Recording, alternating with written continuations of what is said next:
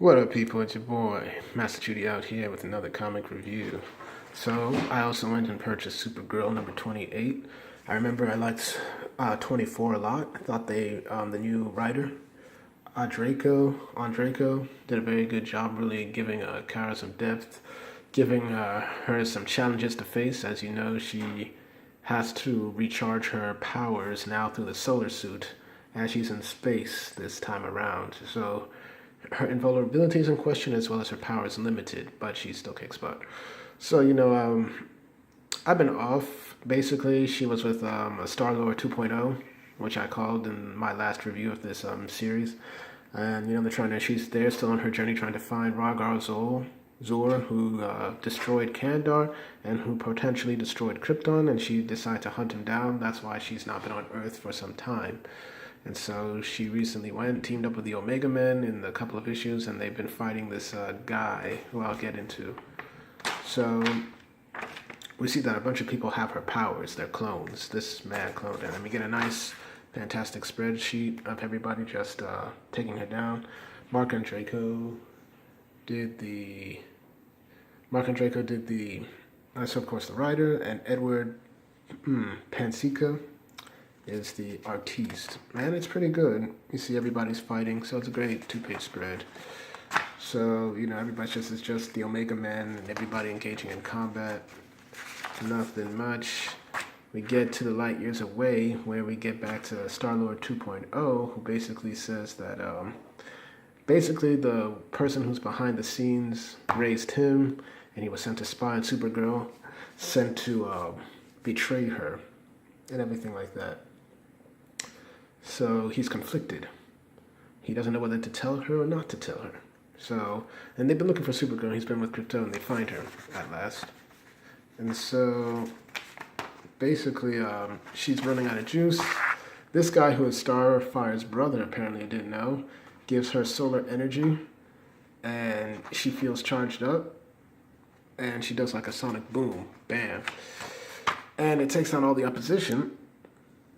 And she did a concussive blow, but the clones seem to be deteriorating, which is not what she wanted, and she's terrified of it. And, she's wounded and everything like that, and she's like, they never had a chance. And Hokum, which is the guy who captured her, who had a Kryptonian cloning machine, who then used some of her blood to basically clone those Supergirl clones right there, or Kryptonian clones. It's not pretty much, those clones were supposed to kill her. And those damn rebels, what happened to them? It's like, most revered one, we told you accelerating the incubation of the clones was a risk. Their cellular matrices were unstable. And like an empty shell, and he's like freaking out. It's like, don't question me. You see that Supergirl comes up with another great dynamic pose right here. Really like this pose right there.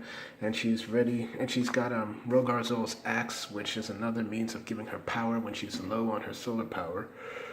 And she goes and shuts down everything. It's like, I'm like you, I'm not a killer, but I'm going to make you pay. So she grabs him by the throat. It's like, and she demands answers, basically.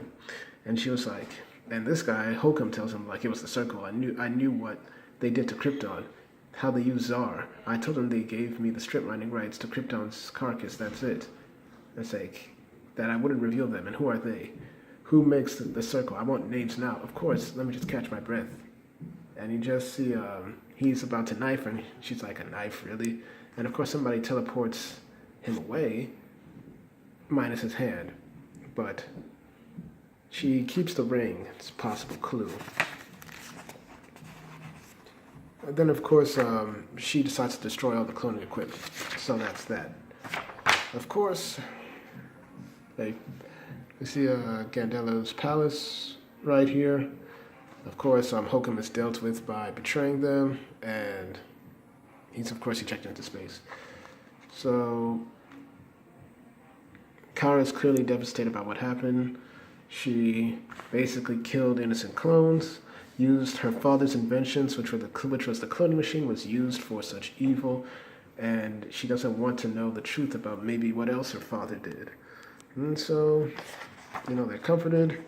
She also gets her powers recharged by Starfire's brother. Then, of course, we see Star-Lord 2.0 here.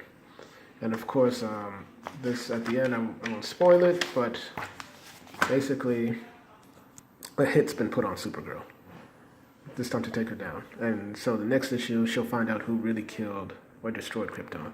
So, I really like the new direction of this Supergirl book, giving her her own thing to do, letting her go out in space, letting her be out a hero, find out, being sort of like a pseudo detective, giving her a goal, a mission, drive, and giving her some limitations not to make it easy has been very good.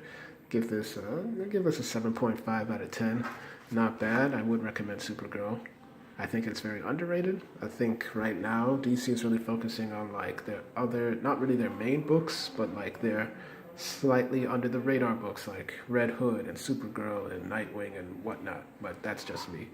So thank you all for watching. Please like, share, and subscribe, and hit the notifications, making sure you're notified. I do these reviews for you, the people, because I want to discuss good comics like this. Thank you all for watching, and I should have more reviews up when I can. Thanks.